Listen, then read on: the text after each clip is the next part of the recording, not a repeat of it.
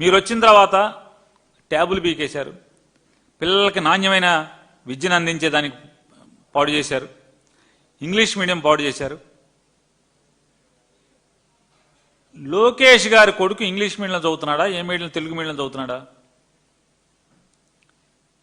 చెప్పండి నారా చంద్రబాబు నాయుడు గారు.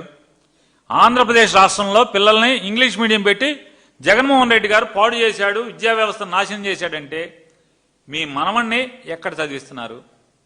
మీ ఎమ్మెల్యేల పిల్లలందరూ ఎక్కడ చదువుతున్నారు? గుండెల మీద చేసుకు చెప్పండి ఎవడైనా. ఒక్క ఎమ్మెల్యే కొడుకు ఎవరైనా ప్రభుత్వ పాఠశాలలో తెలుగు మీడియంలో ఇవ్వడం చదువుతున్నాడా? చదవట్లేదు కదా.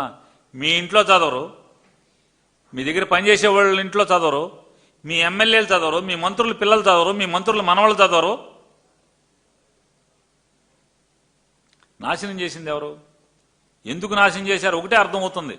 అంటే పేదవాళ్ళ పిల్లలు బాగా చదువుకుని వాళ్ళు ఎక్కడికో ఎగిరిపోతే పెత్తందారుల ఇళ్లలో పనిచేయటానికి మనుషులు దొరకరనేటువంటి తప్పుడు ఆలోచనతో తప్పితే మీ ప్రభుత్వం ఎందుకు విద్యా వ్యవస్థలో ఇంగ్లీష్ మీడియం తీసేసింది?